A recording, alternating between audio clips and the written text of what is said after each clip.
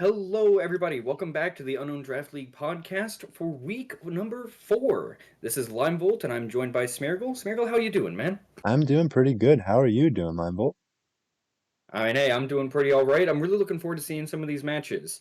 We're like I said, we're at season 4, so we're pretty much at the halfway mark for the main season, and people's records are starting to get a bit more solidified. We have people sort of branching off into groups, and so the Swiss pairings are really starting to come into effect now for that. Absolutely. This week we are down to two people left with undefeated records.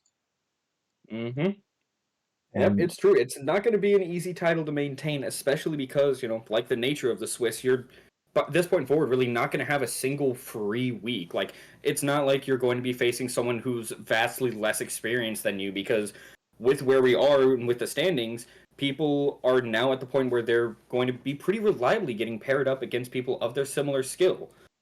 yep, week one is the week that you get paired with absolutely everybody. Week Yeah, two, you might get paired a little bit with some offsets. And then starting week three, week four, you're getting into your pairings with people that have your same skill level. So no more free wins. I mean, not no more free wins. It's just no more wins against people with wildly different expectations in terms of how they're expected to perform. Right. It's still very possible that we're going to see plenty of upsets. There are still some really great players that don't have the best records. It's possible that some people may have a record better than what they were expecting, and so they might get, sort of thrown into the deep end. But regardless, people have been performing well, and it's very true in something that we've seen this week because we saw a lot of really just solid fundamental play this week. And I'm itching to Absolutely. get right into it. Yep. And I do want to say that this episode will be a little shorter. There were two matches that were decided by forfeit, either due to time constraints or there was the event in Barcelona that just happened.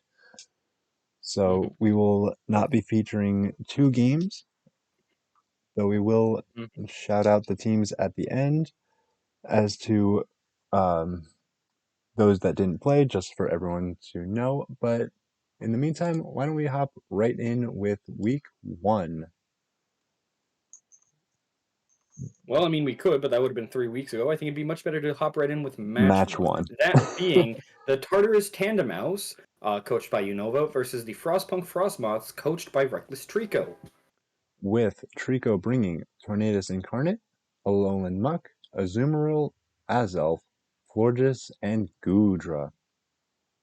On the other end, we do have Unova with Sneasler, Talonflame, Garchomp, Galarian Articuno, and Pachirisu, and that's it. There's no 6 Pokemon. Definitely not Stantler. There's a Stantler on the team. There is a Stantler on the team, and I'm pissed about it. But getting into the first game right off the bat, we saw a really interesting thing. We saw both sides set up Tailwind, right? That's not super interesting in of itself.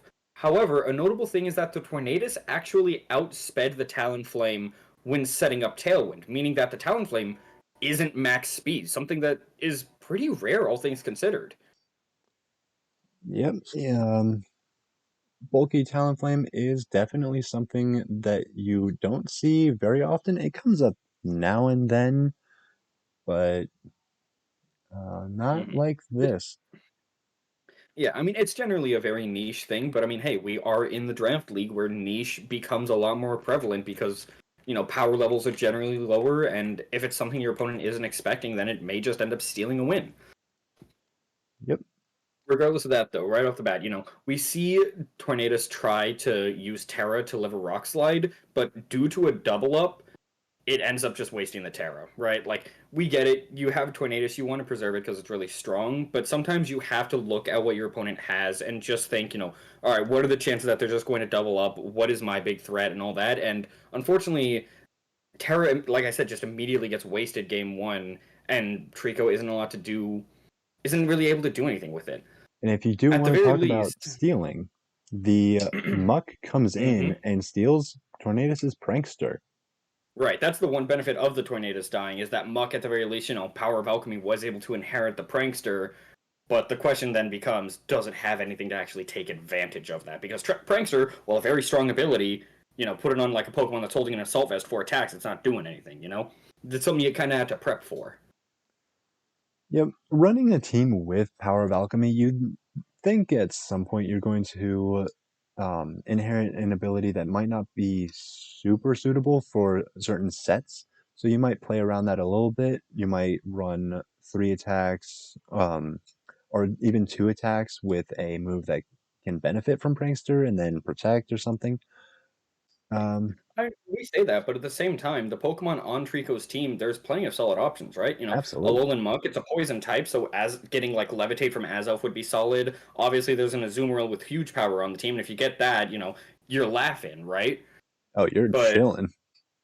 speaking of prep, one really cool thing we did see from Unova was a tech that gets used a lot less than people tend to give it credit for. I think that this has always been a very strong move, and it's always very undervalued. That being Quick Guard. I mean, the opponent outright said after the set that they had forgotten the move even existed.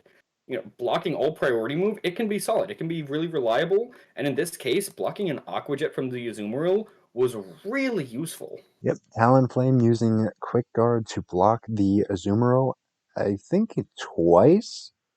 Hmm. Unfortunately, it did Quick Guard and Trico read into that. But I However, mean, at the same time, it put it in was work. forced into a read. Yeah, it put in work. It prevented that one turn and it forced into a read. The fact that Trico now knew that Quick Guard was an option, they now have to, play that mind game every time they want to click a priority move, which even if you never click Quick Guard again for the rest of the set, it's done its job at that point. Yep. What also did its job during this game was the Stantler. Yeah, it did. Sandler was solid, but another Pokemon that was really solid from Trico's side was the Florges. Now, this thing, obviously, it's a great Pokemon. In draft leagues, it's usually very solid just because it's very bulky, especially on the special side. But here, we saw some really good physical bulk. I mean, it was able to have Talonflame's Brave Bird be a 3-hit KO from full. That's impressive. That is Like, people really often impressive. forget just how much damage Talonflame can actually do, and Florges, a mon normally known for having high special defense but just kind of mediocre physical, to have Brave Bird be a 3-hit KO, that's really solid, all things considered. At the same time, if it was a bulky Talonflame, it might not be fully invested in its attack, which might It's true, might but lean at the into same that a little time, bit. it's not. It might be bulky Talonflame, but at the same time, you're not investing into your speed as much as we saw, so it's very possible that a couple of bones got thrown to attack for some solid damage output. Oh, absolutely. I don't know the set outright, but I mean, regardless of how much investment the Talonflame did have in attack, Florges was just a really solid play there. Lotus was great. Unfortunately, though, Florges is a fairy type and is weak to poison. And a poison type that cleaned up the game for Unova was Sneasler. That thing was terrifying in Oh, the it endgame was here. horrifying. Hmm. I mean, with the Sneasler, like, it was able to just completely clean up the endgame. Trico didn't really have any solid ways to contest it, as it pretty much just got its way with Trico's team. And with that, Unova was able to take team game one, which unfortunately leads to game two. And the deer. The deer himself. We also see an adaptation of Azelf coming in, which Yes, this is true. um, which was interesting because the Pokemon that Trico brought to Game One, they all put in work. It's not like it was as decisive like 4-0. It pretty much Mhm. came a little down to the wire with the bulk investment. Definitely the quick guard reads made it a little challenging for Trico, but he worked around it. And then game two, we see an immediate adaptation from Trico's side of the Azelf, which we didn't see too much of it in the early game, but um we did see it come back later. We Mhm. did see a taunt on the Stantler blocking skill swap. Yeah, I mean, again, it's just solid prep from Trico's end there. They saw what the Sandler was doing, and they at least had a plan to try and deal with it. Like, the taunt there was very solid. It was a good play, especially because Stanley, a Pokemon that pretty much always is going to want to be holding Eviolite, especially on Unova's roster, which doesn't really have anything else that it's fighting with to keep the Eviolite. But unfortunately, the glaring Articuno does fire off a freezing glare, which, as the name implies, does get a freeze on the Gudra, and the lost turns there really hurt. It was really unlucky. It was But turning regardless of that, sorry, go ahead. it was pretty much turning Univa's game into a 2 versus 1. Trico hmm did play around it fairly well, but a frozen Gudra is still a frozen Gudra. And it Yeah, I mean, freeze, it's basically a knockout, right? Like, you have the potential to maybe get lucky, but a 1 in 5 chance to thaw is not something you ever want to rely on in any scenario. I mean, people don't like Focus Blast, and that has a 1 in 5 chance to miss. Imagine if it had a 1 in 5 chance to hit. No one likes that. But it's the game we play. Yep. And unfortunately, with these free turns, skill swap does go off. It does do the thing. And I mean, beyond just the skill swap, Stantler did legitimately put in a lot of work here, as it was doing really good damage with Body Slam. And I mean, this thing, like I said, its damage was solid. It got 3 KOs in game two.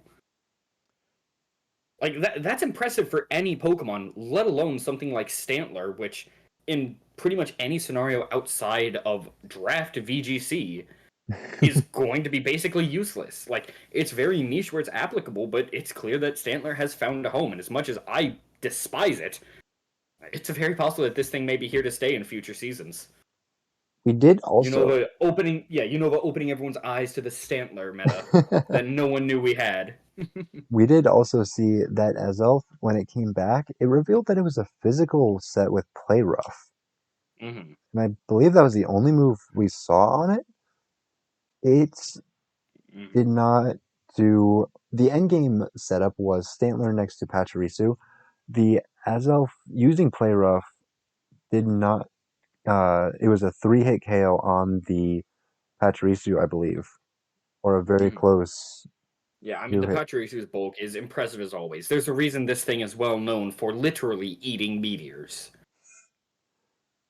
Absolutely. And with the Azelf not doing enough to Pachirisu, as Lime mentioned, the Stantler does take the final KO with the game ending in a 2-0 fashion. Mm-hmm. Draco put up a good fight, especially in game one, but game two, all things considered, they played well, but the freeze was really unfortunate. And from there, they just weren't able to recover. They were put on too much of a back foot, and they just didn't have a way to find their footing back into the game. Unova played solid, they know what they're good at, and it's clear that people are going to have to respect it going forward. Like, Trico had the taunt on the Stantler, but that wasn't even enough. It's as weird as it feels to say to anyone not familiar with this draft league, pretty much, Stantler has become a legitimate threat that people have to prep for. And that feels so weird to say after, what, over 20 years of this thing being useless? This thing just getting Eviolite was so insane. Who would have thought that just taking this mediocre Pokemon and giving it a much better bulk is all it needed? Like, yeah, it gives up its item slot, but that much extra bulk, it's very impactful. Getting Eviolite on basically any Pokemon is huge when the Pokemon can use the Eviolite and make itself like a part of the team. That's just absolutely massive. Mm-hmm. But yes, as was said, the game did go in a 2-0 fashion to the Tartarus Tandemaus. And with that, we go to set number 2. That being the Bellabog Basculins, coached by Olive, versus the Hardened Metapods, coached by Sour. And before we even start with the games, I do have a little bit of a confession. Me and Olive are part of the same building group, so with our draft league matches, we tend to build our teams together along with a few other people. And so I am partially at fault for allowing her to bring Rotom Heat with Scarf, knowing the move Protect. It's not That's on me. it is not an Unown Draft League game without something bringing Scarf Protect. Yep. It's not a real season until it happens. Yep. But yes, game one, immediately we saw some really good prep. Murkrow having the covert cloak allowed it to get Tailwind up. Hey, Lime, However, hmm? what team was Olive bringing? Oh, thank you for catching me there. Well, as I mentioned, Murkrow is there, alongside Urshifu Rapid Strike, Arboliva, Rotom Heat, Gengar, and Pichu. With Sour bringing Lurantis, Urshifu, Sneasel, Tatsugiri, Dundozo, and Mischievous. Hmm. So And yes, thank you for catching me there. But as was said, yes, Murkrow, thanks to its Covert Cloak, was able to get Tailwind up, and Olive tries to do some damage, but unfortunately, Dozo really just ends up being too tanky. Like, this thing's bulk is always impressive, but especially against Olive's team, which is renowned for its offense, having something that was able to just sit there in her face, it was imposing. Like, I think that's the best word for it. Like, she tries to switch Rotom Heat to get rid of it, but it immediately just gets wave crashed and dies. to note this week, Olive finally brings Urshifu. This is true, yes. Urshu does do some good work, but with game one, I think the biggest player that we saw was actually Gengar. Oh, Gengar With was Terra Fairy, huge. yeah, with Terra Fairy with its Dazzling Gleam, it did damage. It took 3 KOs, and it put Urshifu to Sash. And that sounds like, oh, well, all of one, right? Like, you take 3 KOs, you get Urshifu to Sash, that's the game. Unfortunately, with that Sash, Urshifu was able to KO the Gengar. And with that, Olive only had one Pokemon left, which was Murkrow, who didn't know a damaging move. Nope. That Eh, one I don't think is an outright blunder in team building, as it just had a lot of utility moves that it wanted to fit and not enough space. But as we've seen before, not running an offensive move can definitely hurt in many scenarios. And it was clear that this was one of them, as if Olive had a damaging move on Murkrow, it's very possible she would have won game one. I believe she would have. It took Urshifu did not one shot it, and Mm, Murkrow was left using non-damaging moves for like I believe 2 turns in a row. right. Um, But at the same time, the question has to be asked, if they did have a damaging move, something like Foul Play, for example, then what move do you ditch, right? Like, that's the question.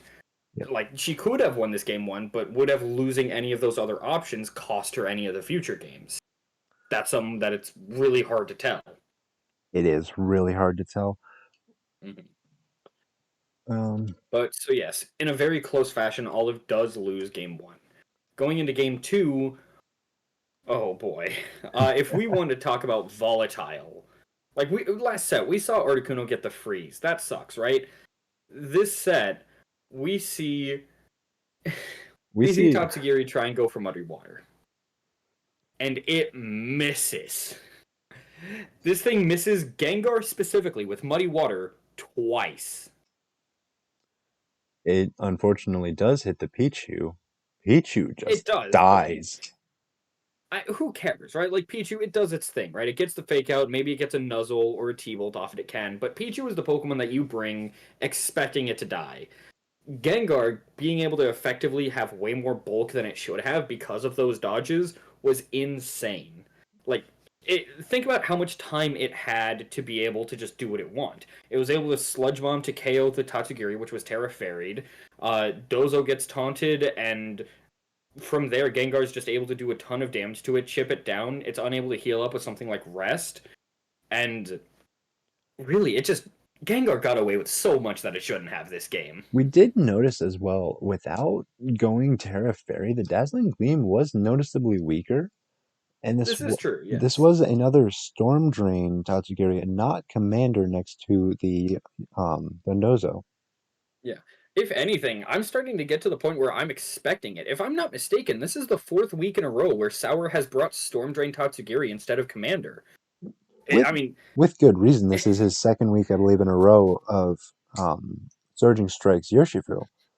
right, I get that, but at the same time, 4 weeks in a row, like, they have to be playing the long game, right? Like, they have to be bringing it for so long that people are just like, all right, fine, I get it. They're running Storm Drain. That's the point. And then that's when they just turn the switch on and go Commander and just clean everything up with Dozo. Because I mean, in Draft League especially, that's the biggest weakness of Dozo, right? Is that it's so predictable. You always know that it's coming. You can always just run something like Haze or Clear Smog or whatever.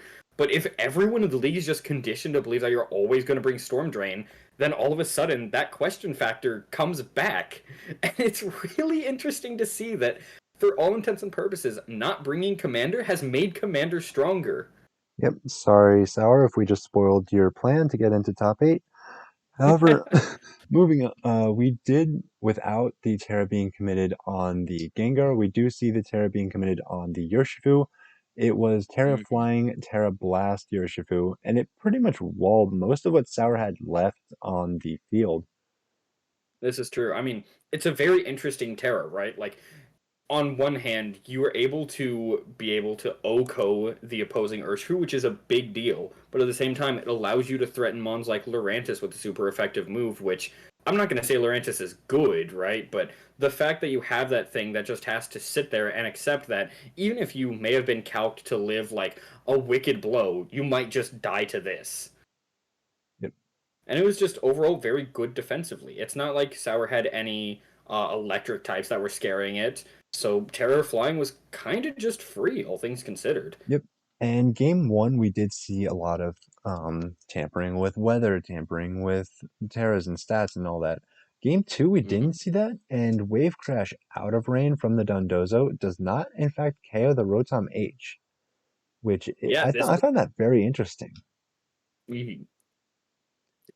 But And yeah, going back to the game itself, after the Dozo got taunted, and Gengar was able to get some chip into it. Olive was in just like a really solid position and was able to send out both Rotom Eagle, which, like you said, was able to deliver Wave Crash, and also the terrifying Urshifu. Sour tries to pivot around, but doesn't really have any real outs, and Olive, just with some very clean, direct plays, was able to get the win, bringing us to a game three. yep, and I do want to say that, and I quote Hazel, or not Hazel, Olive in the chat showdown chat room noted the fact that she fucked up so many sets and still decisively won. I mean, hey, if that doesn't tell you she's a good player, I don't know what will. Anyways, Game three, um, Pichu just fucking dies again. yeah, Pichu just dies, but I mean that's fine because game one we saw Gengar do great work. Game two it was a big team effort. Gengar was doing good chip, but at the same time Urshifu and Hitam were able to do well. Game three we saw a new player that hadn't really done much this set, that being Arboliva. More specifically, substitute Arboliva. Not just substitute Leech Seed. Mm-hmm. All of his team, which at this point has become a bit notorious for just its super strong offense, all of a sudden brought this very defensive passive mon, which, while it may sound counterintuitive, works really well. Because, I mean, I want to give credit to our believer, but at the same time, Terra Fairy Gengar, it goes crazy now, right? Sour does a really ballsy switch and tries to hard switch Urshifu straight into Gengar's Dazzling Gleam. And, I mean, Geary is able to live, but because of the fact that it gets leech seeded, that doesn't even really matter, right? Like, Sour is a pretty offensive team. They do good damage with some solid bulk, and Olive is just a hard offense team without nearly as much bulk. So bringing the Orbaliva was a really smart call to sort of like shift that balance, turn the table. Say, oh, Sour normally has a very defensive, bulky backbone to supplement their damage. Well, I'm just going to capitalize on that by bringing my own defensive Pokemon that plays into any passivity they try and bring. And the Muddy Water hitting the Gengar from the Tatsugiri, Mm-hmm. giving Gengar the drop, meant that Tatsugiri avoided the Dazzling Gleam, Yeah, this which is true. It did get to like game two, Gengar was dodging all the muddy waters, but game three, it was able to pay off since, like you said, the muddy water accuracy drop, getting not Dozo, sorry, getting Geary that turn. It was nice. It was appreciated, but in fact, leech seed is leech seed. I was going to say it might have been better after all Yeah, getting I the honestly agree. I Arboliva. think, yeah, However, it might have been better. it did drop the Urshifu down to 1 HP, noting that that Urshifu has hit the Focus Sash every single game. This is true. But I mean, hey, if Focus Sash is hit every single game, that just means your Focus Sash is doing what you want it to do. You're Oh, getting good absolutely. value out of your item. If you put Focus Sash on something and then it's taking 80 to 90% from everything, you're like, damn, I've wasted my item slot. At least you're getting value from it. Yep. 100% usage rate across 3 games. I think that's pretty good. Pretty good value. But yes, Absolutely. as was said, thanks to Ardaliva, Olive really just had that like defensive backbone that she needed to sponge a lot of the hits from Sour, and with it was able to take game three, giving her the win in a 2-1 set. Yep, that end game, it would have taken a little longer. Her Shifu did crit a close combat on, or yeah, I believe the close combat was the crit onto the Terra Grass Dondozo. So Arbaliva could not have leech seeded it. It would have been a substitute and stall war. It would have. However, Urshifu does what Urshifu does best. Didn't click Wicked Blow, didn't click Surging Strikes, don't care, it's critting anyways. And it definitely would have taken a lot longer. Those crits definitely helped, but I feel like Olive was in the better position throughout most of that game. I do agree. Like overall, it was unfortunate, but I think all things considered, like you said, it just sped up the game. I don't believe it actually decided it. All things considered. Yep. And with the game ending in 2-1 fashion, that leads us into our next game with click the button. Here, I can go ahead and take over for a moment. The Our are you ready? the Spikemouth Sylveons versus I couldn't read their font, that's why. The Kill Team King Gambits. Yep. We've been having some fun on Discord reading Nilly's names.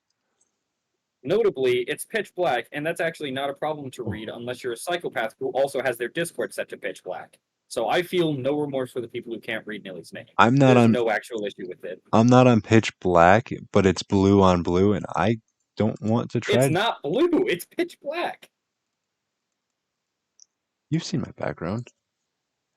Anyway, Uh-huh. Nilly Have is you have you seen the face of a colorblind test? Anyways, Nilly is Nilly. bringing Mhm, Iron Hands, Hydreigon, Delphox, Sableye, Bisharp, and Bruxish. mhm. And on the other side, we do have an Iron Hands Ditto, as Sky has Iron Hands, Iron Jugulis, Gyarados, Fletchling, Gardevoir, and Venomoth. Before we get into this, Nilly has commented that they have wanted to bring their Pincurchin multiple times, and this week felt the most threatened as to not bringing it. Mhm. And all I'm going to say, if I'm not mistaken, Nilly has a pretty good win rate when they aren't bringing Pincurchin. I, What? That's the one that gets you? The me dogging on Pincurchin, the thing I do at every opportunity. What's uh, next? You'll laugh when I make fun of Regidrago? no. Anyways, getting back to the game itself, immediately we saw something. I'm not even going to call it questionable. It was just incorrect. Even the player themselves admitted that it was a mistake in team building. The Fletchling did not have Gale Wings. Nope, the Fletchling did not have Gale Wings. This thing had, what is it? Big Big pecs. pecs. Yeah. Oh no, they can't muddy water accuracy drop me. Oh It no. could have been huge. No, it couldn't have. There's not a single Pokemon on Nilly's team that can learn it, unless maybe Bruxis can. But if you're running Muddy Water Bruxish, I'm going to tell you to leave. He was running Bruxish. We don't talk about that. Bruxis is fine. There's some utility there. It's something you have to respect at least. Muddy Water Bruxish, shut up. Anyways, getting back into the dichotomy of the Iron Hands Ditto, immediately, Nilly went for a play that some would consider pretty greedy, but I think was just a solid play overall, going for an immediate Swords Dance. And with it, Nilly's Iron Hands were able to just outright win the mirror. Hydreigon. I, I meant to say Iron Jugulis. I wrote Hydreigon because there is a Hydreigon in this game, but I meant to say Iron Jugulis and Gardevoir do put on some pressure, and they do actually take 2 KOs. However, in a very quick fashion, Bisharp just completely sweeps the end game. Like, Nilly softened the team up, got rid of whatever checks there might have been, and then Bisharp just went to town. Yep, and it was during this game that I learned that Iron Hands gets Stomping Tantrum, which is a very interesting tech in the mirror. This is true. It does give you a way to hit it super effectively without committing Terra. That is fair. However, it's also questionable the fact that there are 1, 2, 3 flying types, with This a is true. possible 4 if, by some chance, the God of War traces Hydreigon's levitate. That's true. But I mean, hey, at the same time, it's Stomping Tantrum. Oh no, you accidentally click it into some flying type that switches in. Cool. It's now 150 base power. Clicks it again. If Gotcha. it was something like high horsepower, I get you. You know, it's upsetting when some gets a good switch in. They play around Stomping Tantrum, and you're smiling. It's one of the silliest moves to think about in that aspect. That a turn going so wrong can actually be so good for you. Yep. I this game was actually like I noticed there was minimal protecting of each Pokemon. It was just mostly damage trades.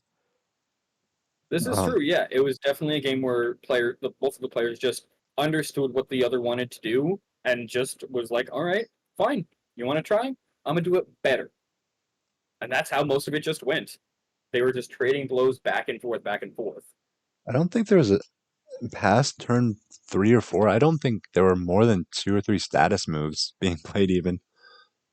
I mean, hey, if we want to talk about status moves, we can get right back into game two, where immediately Gardevoir is running Trace, and unfortunately, despite being led in front of Sableye, it instead traces Delphox's Blaze instead of Prankster. It's unknown if this would have mattered, as thanks to Light Screen and Squash, Delphox is able to handle the Gardevoir just fine, while Fletchling struggles to set up its slow Tailwind due to not having Gale Wings.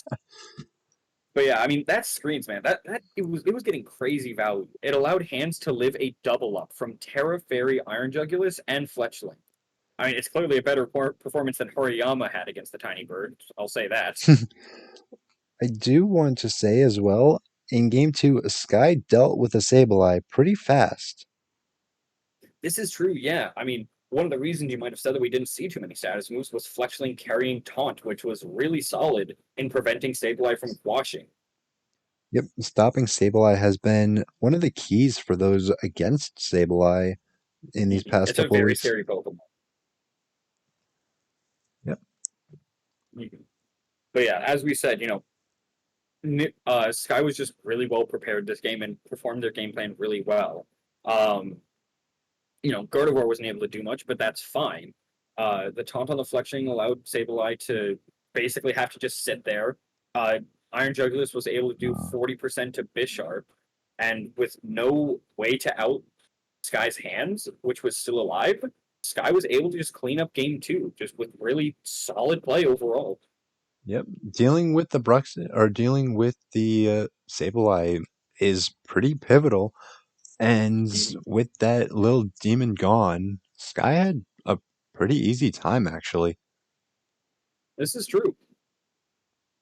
But now, going into game three, we've mentioned Bruxish a little bit, but game three immediately, it does something insane as it lives in Iron Jugulus Dark Pulse and then follows up by doing 60% to it. That had to have been a definite That had to a have been calc. intentional. That had to have been. There's no way Bruxus just so happens to barely live Jugulus Dark Pulse. That's just too convenient. To I be, don't believe I'm it. not too keen with my Bruxish calcs, but I don't think so. Yeah. But I mean, following that, um, Delphox and Venomoth both just trade into each other. And something a little funny I do want to mention, Iron Jugulus on Sky's side was Terra Fairy, right? Hmm. And so with Terra Fairy, you would be able to, completely decimate Hydreigon. The original form was 4 times weak to Fairy. But Yeah, then the original Hydreigon is Terra Poison. So they just go back and forth, countering each other, then countering each other's counter, then countering each other's counter. little silly, but I it mean, works. hey, Terra Poison is really good, especially on a Hydreigon, a good bulky Pokemon with Levitate, because genuinely, that's something a lot of people forget. Poison is an amazing defensive type Oh, just barring the fact that it has a ground weakness. it's brilliant, in fact. Like, its only other weakness is Psychic, which is one of the worst offensive types in the game. This isn't Gen 1. The only psychic type Pokemon that we see is the Gardevoir, Mm-hmm. which And I mean, I and believe something that we see later on doesn't even run a Psychic move. I was going to say, I believe it was this week in the server, I was listening into a conversation. Sky didn't have a psychic type move on the Gardevoir. So that Mm-hmm. Hydreigon going Terra Poison, basically It was really nothing could good. hit it anymore. Yeah. I mean, No, super effectively at least. yeah, exactly. I don't Like, think, Nilly was able to get up Trick Room during the game. Or sorry, not Nilly. yeah, Nilly No, yeah, Nilly gets up Trick Room. Sorry. with Nilly Bruxish. gets up Trick Room. Yes. Again, just it putting in that value. Sky tries to stall it out, but loses Jugulus in the process. And in a bit of a blunder, I feel like there may have been a little bit of a brain fart here. Her Iron Hands does click the Stomping Tantrum into Hydreigon, which has Levitate. It's possible this was intentional, but I don't believe that. Honestly, I think she may just be getting too used to seeing Jugulus instead of Hydreigon. So when it tears into poison, it wouldn't have that ground immunity. I think it's Unfortunately, honestly possible. unfortunately, it keeps its ability, Mhm. and with that, Stomping Yeah. Tantrum straight into nothing. It might Yeah. have been And predicting a read. I don't again, yeah, remember. it might have. I just can't think of any situation where that was viable because the Hydreigon, even if you can't hit it super effectively, at least trying to hit it like neutrally with an electric move or something. Like this thing was a huge threat. And like we said, because Gardevoir didn't have a psychic move, there was no way to break through the Hydreigon. And in the end, Nilly's able to take the set because of that. Yep, it was a pretty good set. Sky getting a game Oh, up. I agree. Unfortunately for Sky, it does end in a 2-1 towards Nilly. Hmm. And now, notably, something I want to bring up, genuinely props to Nilly.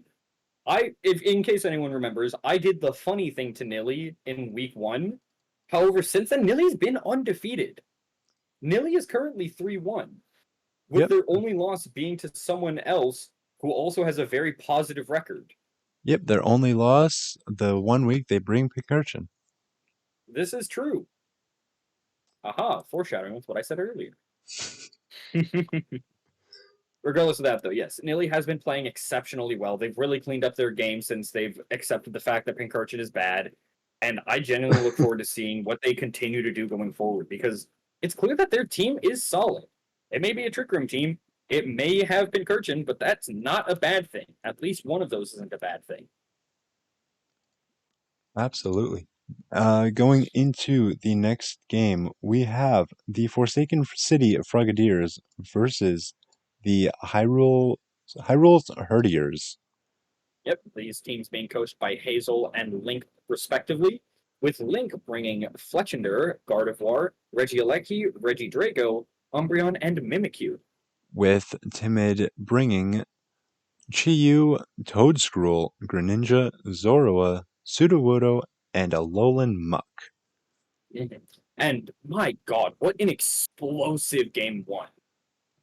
Like, right off the bat, turn 1, it goes great for Hazel. Yes, Link does get up Tailwind, but he loses 2 Pokemon in the process. But the very next turn, it just goes right back the other way around.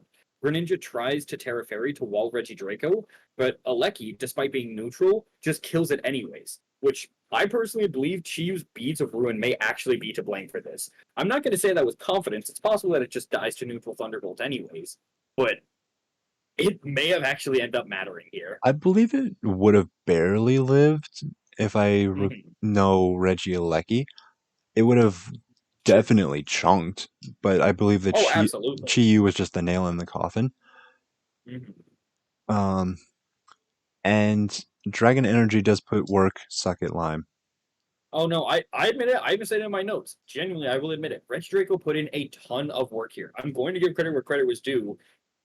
Blink was able to have a surprisingly dominant game 1 win, despite the fact that turn 1 may have gone so badly. Like, get up Tailwind, lose two Pokemon. All right, you have your two Pokemon in the back, and then they just clean up from there.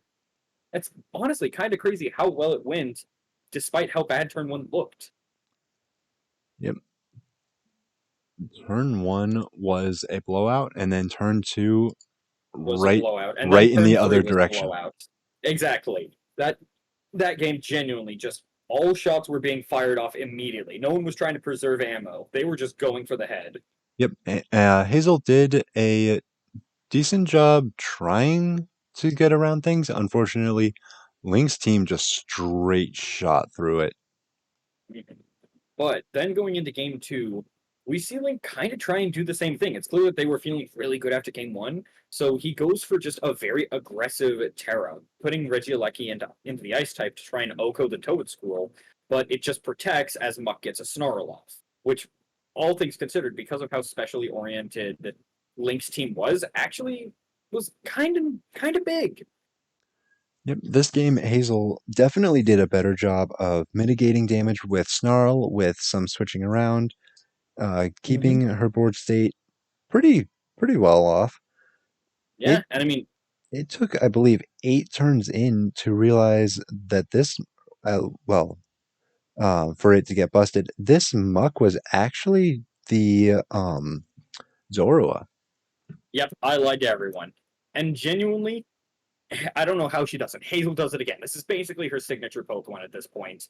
As like you said, I don't believe it was until like turn 8 that it got busted, but it wasn't until like turn 3 that I actually realized. Like I was genuinely fooled into believing this Muck was a Muck until turn 3. Like it's actually kind of crazy how much value is able to get into it because like a turn got wasted on Lynx, and as they tried to just will-o-wisp the Muck, which makes sense. They're running Snarl as a support move, but still having Yep, Muck is it's Muck. definitely It's going more to be physical. physical. Exactly. Like it might run a support move, but it's the same way Arcanine runs Snarl, right? You're not looking to do damage. You're just looking to debuff a little bit. So going for the Will-O-Wisp into it would have been a great play had it been a Muck. And I mean, God, even beyond just getting a couple free turns, Wolverine put in some work. It nearly O-code Gardevoir, and Which I for mean, a Zor, I remember talking about this week one. Zorua doing mhm, so much damage. At first, I didn't give it credit because I was like, mhm, you're only doing 50, 60, 80%. But yeah, you came back with it's a Zorua doing this. It is unevolved exactly. and it is doing 50 or 80%. hmm It's scary. Now, I mean, unfortunately, the turn didn't pan out perfectly, as while the Hisuian Zora nearly OHKOs the Gardevoir, Hazel does click Earth Power into the flying type bird, who in its animation flaps its wings to fly. Jokes aside, it's very possible that it was just a switch read that didn't pan out. And I But believe it was running Gale Wings.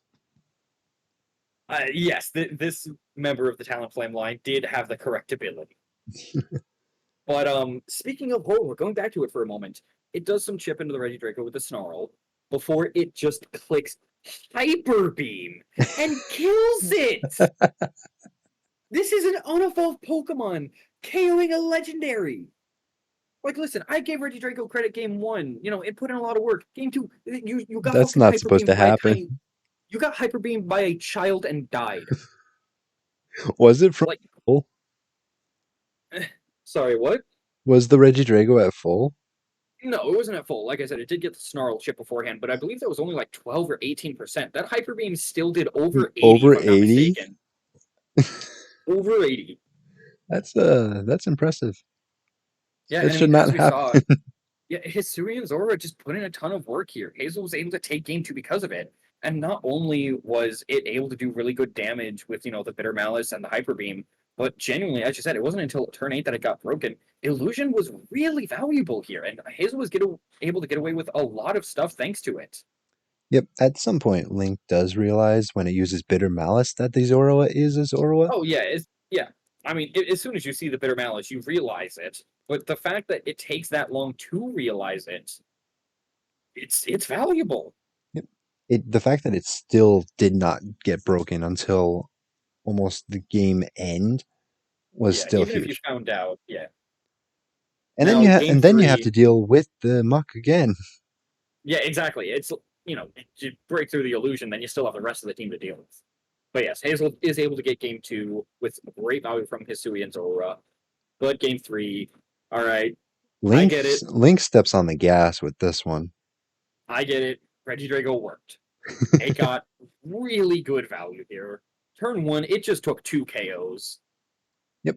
And I mean, Regidrago, alongside the Umbreon was really solid. It getting so many snarls off really did assist Lincoln taking control of the game, as we saw Hazel's Chiyu unable to put in the work that it really wanted to. Not to mention it's the Umbreon's ability to just stall out with Moonlights. Yep. And I mean, Hazel sorry, go tried ahead. Hazel tried to do what she did in game two with keeping up with snarls and stuff. Unfortunately, Link was just too fast. Oh, Hazel absolutely. Hazel's team has offensive elements with the Greninja, Chiyu, Zorua apparently. Um, Mhm. but Yeah, and I Link, mean, Link just turn one from the direct turn can yeah, I just put too much in. Yeah, it may not have worked out in previous weeks that well, but I mean, to a certain extent, some might have to question if it was partially just due to the people Link was matched up against on the roster they fought. But this week, going back to all the eggs in one basket analogy with Regidrago, that basket was just being swung around with not a single egg falling out. Like, I'll give credit where credit was due. Regidrago was insane value here, as it basically won Link games one and three. And Like, it genuinely, this thing popped off this week. it did put in some work in week two, but Hazel was just getting the better of every turn. Yeah, no, game two, it was still okay. However, Hyper Beam from a tiny little guy, It was stab, he looks okay? so It's shy. stab, Yeah, okay? it was Stab. Yeah, it's also a Zorua. It's hyper beam, okay? Yeah, and it's a Zorua. Regardless, yes. As we mentioned, Link was able to just co- completely play into their game plan. Just Hazel didn't have the outs or the answers that she needed, and with it, Link was able to take game three, winning the set in a 2-1 fashion. Yep. Congratulations, Link. You did me proud. Hmm. That And now, leads moving on to the next team, we do have the. wishing well washing machines. Thank you. I was going to say well wishing washing machines. Regardless, I they're paired know. up against the Stockholm Sprigatitos, coached by Kemmel. The washing machines themselves, coached by Jake, of course. Yep. And these games went off to a pretty interesting start, actually. There was a double up with the team roster of Kemmels being the Wordier, Arboliva, Landersterian, Berserker, Caparraja, and Shroomish. Yep. On the other side, we do have Jake with the Tornadus Incarnate, the Dreadnought, Gudra, Raichu, Beartick, and Bramblegast. A very interesting pick. Going back, Mhm. the turn one was pretty interesting. There was a double up into the Wordier, perhaps afraid of a skill swap, but the More likely afraid of a trick room, all things considered. It's very clear that Kemmel's team was designed to be pretty slow with things like the Berserker, the Caparraja, and the Arboliva. But yeah, I mean, the Beartick itself goes for a really aggressive Terra to try and get more damage. And, like you said, Jake, correctly so, double targets Word Deer as the Arboliva next to it just protects. unfortunately the Unfortunately, Gudra clicks Draco Meteor, and Draco Meteor and it can misses. miss. Yeah, it's well known to do it. At the very least, though, a little bit of silver lining. The Icicle Crash did get a flinch, so it wasn't all bad. And Jake starts as soon as like turn two, starts going for big acid armors again. I believe getting two off. Yeah, I mean, it's honestly questionable why you want to do that in the first place. As immediately after that turn one, Kemmel puts on a ton of pressure with a double switch, and it lets her KO Jake's Tornadoes, which had switched into the Beartick slot. And I mean, at the very least, the Acid Armor, it was a good play to punish the double up. But yeah, Jake just gets really greedy for it and goes for a second. And It does even actually after, pay off a little bit though. The I Caparaja, don't even think it does. I mean, it kind of does, the right? Like, +4 defense boost, the Terra Fairy Caparraja does 52% with play rough. At least Leftovers takes out of KO range, but that's a lot of momentum you had to sacrifice to try and get those boosts up for, all things considered, what's a pretty minimal gain.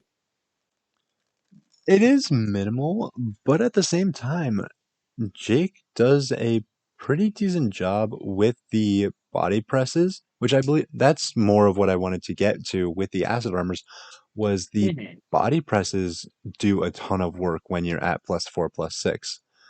What also This helps is true. what also helps is play rough can also miss.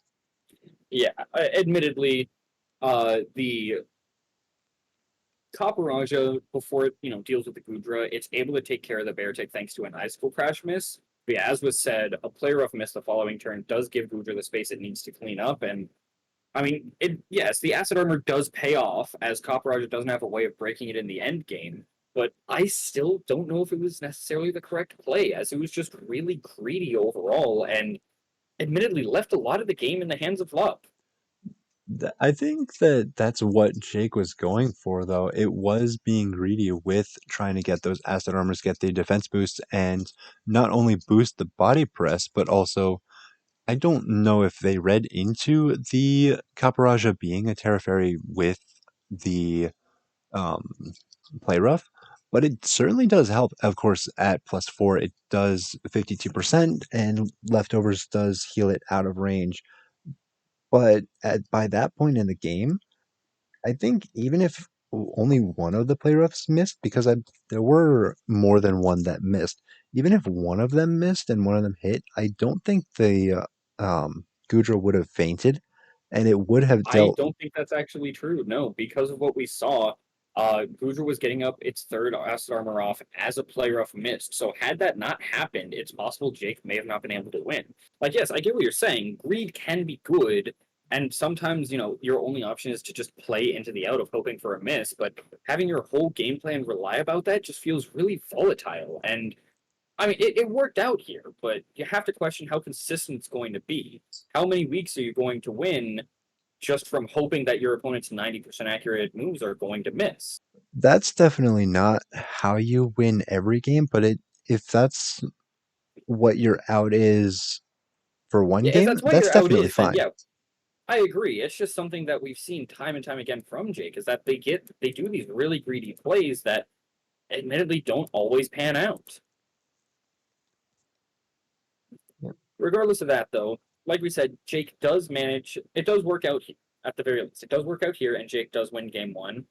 And game two, immediately, Jake just picks up a KO on the Berserker.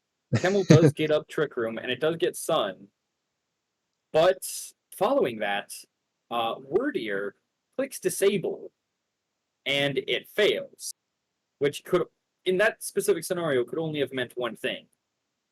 It had to have clicked into the Tornadus slot, who hadn't clicked a move yet.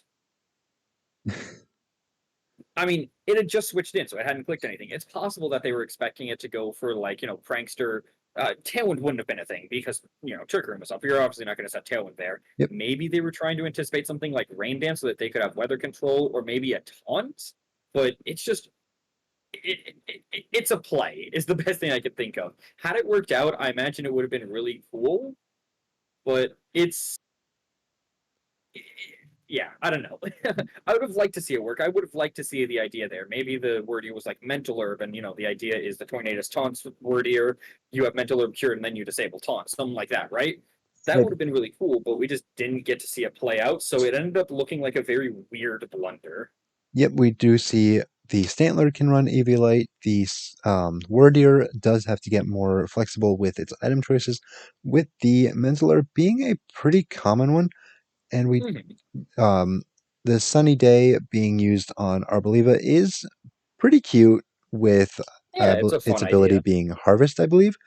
Yeah, you get So, Harvest. You also just get to deny Jake's team, which tends to be somewhat water oriented. If I correct me if I'm wrong, but I believe we didn't see Dreadnought at all, so it didn't matter that much. But at the very least, um, I guess it makes Hurricane less accurate. It's not like Tornadus runs that anymore because it has Bleak Windstorm, but it's something, I guess. and we do see another play rough coming out targeting the Gudra, and without any acid armor boost, it does one shot. Yeah. One Um, thing to note about that turn is that we do see a little bit of an odd play, as before the play rough hits, Leech Seed goes into the Gudra. However, because the Gudra just dies from the play rough, the Leech Seed does nothing. maybe they thought that, even though it didn't have the acid armor boost, because the Copper Raja wasn't Terra Fairy, then maybe it wouldn't have killed, but clearly we see that wasn't the case. Maybe they were hoping to finish it off with that leech seed, or they Maybe. Who knows? maybe expected us or were covering for a switch maybe as well. That's also possible, yeah. Um, Another turn that goes a little weird is that Jake goes for Sunny Day with the Tornadus that I believe at the time has revealed that it has Rain Dance is on the field. Mm. So it was the sun went up manually, and then the rain just went up from Tornadus, completely denying the fact that sun was up. It does waste a turn with the Tornadus, but Yeah, I mean, I think that was the big play from Kemmel setting up the Sun there, is just trying to, at the very least, stall the Tornadus a little bit, because Tornadus' turns can be pretty impactful, especially when, you're threatening things like, Bleak Wind Storm just doing good damage and also potentially confusing. So I understand why they did it, but I agree it is a little bit of an odd turn. yep, Regardless of that, though, despite the trick from being able to go up early, Jake was able to successfully stall it out, and Raichu manages to do some really solid damage, all things considered. And it just let Jake clean up, all things considered. No acid armor is needed here. yep. And It does get a paralysis into the Arboliva, which gets a Leech Seed onto Tornadus. mhm, Unfortunately, the Tornadus just clicks Bleak Wind Storm, and with a double paralysis, Kemmel could not protect, and they right. could not get any spare Leech Seed turns. However, it's questionable whether or not the paralysis did matter. Like you said, it could have gotten some leech seed turns. Maybe it could have stalled out, but it's very unlikely. It is unlikely, Um, but it would have definitely helped to have not It's been possible, yeah. I'm paralyzed. not going to deny that. One thing I do want to call out here is that just a tool that was used in a little bit of a different way than we normally see it from Jake was Rain Dance. It was really interesting here. The Swift Swimmers didn't really get to do anything, but its utility in denying the Arboliva, who was trying to set up the sun and have Harvest go crazy, it it was really cool for that purpose. It was nice to see Rain Dance be used for something other than fake Tailwind, you know? That is true. And all of these games led Jake to losing in a 2-0 fashion. Or That Kemmel, would Kemmel, be a Kem, very much so a lie, yep, as Jake does win in a 2-0 fashion. Kemmel's losing. Kemmel's losing in a 2-0 fashion. Yes, I did have some questions about their play. However, Jake, at the very least, was able to win this set, and we'll see what they do going forward. Whether or not their luck may catch up with them, maybe they just, again, maybe they just thought that that was the out in that specific scenario, and in which case, hey, props to you for playing to it. We'll see. I definitely got my eye on them going forward. Yep. But going into the next game, we do have the Bodacious Bulbasaurs, coached by Amelia, up against the Colorado Choodles, coached by Fred. With Fred bringing the Chen Pao, Hisuian Arcanine, Gallade, Articuno, Abomasnow, and Braviary. Yep, on the other side, we do have Amelia's Bodacious Bulbasaurs with the Rillaboom, Sneasler, Altaria, Overquill, Hisuian Typhlosion, and Magnezone. And game one, right off the bat, wow, we have another explosive start. This Typhlosion, it takes a little bit of damage from a Shadow Sneak from Gallade. Mhm. It does about a 100% back. Yeah, it doesn't care. I mean, one thing I do want to call out is that Amelia does go for admittedly a bit of an odd defensive Terra for Rillaboom, as thanks to Frisk, she knew that she would be able to outspeed both opponents, you know, which she does, barring, the Gallade having Shadow Sneak, but that doesn't really matter. But yeah, regardless of that, though, Amelia is able to pick up the double KO, and from there, just kind of goes crazy. She does a good pivot, protecting the Hyphlosion from a sucker punch and getting an intimidate off. As Rillaboom was able to two-hit KO Genpo with a with a Terrifier Terra Blast. I wrote Terrifier Fire Blast. It's Terrifier Terra Blast. That's a tongue twister. Rillaboom Fire Blast goes crazy. True, almost as good as a Zoomerl Fire Blast. True. We do God, see Amelia winning this game in a 4-0 fashion. yeah, like we said, this game was just bombastic. It was explosive. Amelia put on pressure right away, and she did not let up as she just ran right through Fred. And going into game two, things didn't go that much differently. I mean, Abomasnow gets the Aurora Veil up, but Amelia correctly predicts it going for a Terra Water and just doubles into it with Shadow Ball and Thunderbolt, getting the knockout. Does it And get after OD? that, Wait, hmm, does it get Aurora Veil up? yeah. Oh. Uh, I mean, I don't blame you for not noticing, as next up, Articuno dies to a Thunderbolt from Magnezone from full through Aurora Veil. So again, I don't blame you for not even realizing he was up because Amelia's damage was so insane regardless of it. I thought the Abomasnow just did not get to move. It teared into water and then just died. My bad. I got, it teared into water. It ate the Shadow Ball, got the Aurora Veil up, and then got Thunderbolted. Okay. Yes. But regardless, yeah, after that, again, just Everything just died Amelia again. didn't, yeah. Everything died. Amelia did not let up at all. Chien-Pao and Arcanine hit the field, and Amelia does have a really solid pivot into Overquill. But genuinely, we just saw her team function like clockwork here. It's clear that she was super well prepared, and she had a rock solid game plan going into this week. She knew exactly what she had to do. She knew all of her answers, all of her outs, all the lines she had to take, and she just executed it flawlessly. Yep. Everything went into Amelia's favor in these games, Yeah, everything just worked. starting with these leads, to be honest. She Hmm. led perfectly. Absolutely, and I mean, I suppose that's something that you get to look forward to. Having such a detailed data analysis as Amelia has, is her prep tends to be very thorough, and because of that, she's able to just make some insane plays that most other people wouldn't be able to get away with trying. I do believe she said she was toning it down a little bit this season. I don't believe that. No one does. I don't believe that for a second. Prior to this season, she basically turned into a Fallout villain with how much she was trying to pull off. She had notes from your previous seasons. Hmm. Like I said, Amelia is genuinely one of the scariest players to face, not solely out of like record or having the best team comp, but just because they're fucking scary in the mental game. Yep. Amelia is, I believe, a newer player to VGC. I don't I actually mean, know their skill level, but their level of prep going into any given game oh, is absolutely. I mean, insane. yeah, last season was her first in the UDL, and she performed very well making playoffs. And this season, she's also doing very solid, right? Like she had a poor first 2 weeks, but she's been making up for it since then. As thanks to her winning this set, the Bodacious Bulbasaurs are currently 2-0. She had a bit of stumbling at first, but she's now in the driver's seat, and Her her fir- team, her she's first on a week 2-game win streak.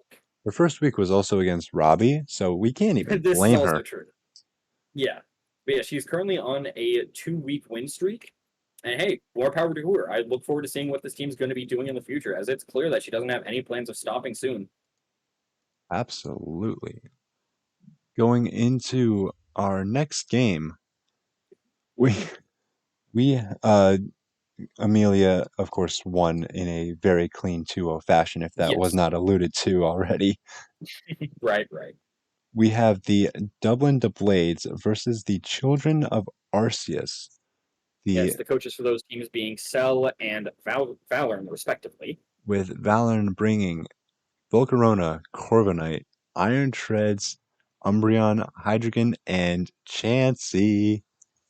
Yep. On the other side, we have the Dublin Doublades with the Regieleki, Hisuian Decidueye, Overquill, Pelipper, Tornadus Therian, and Sableye. Yep.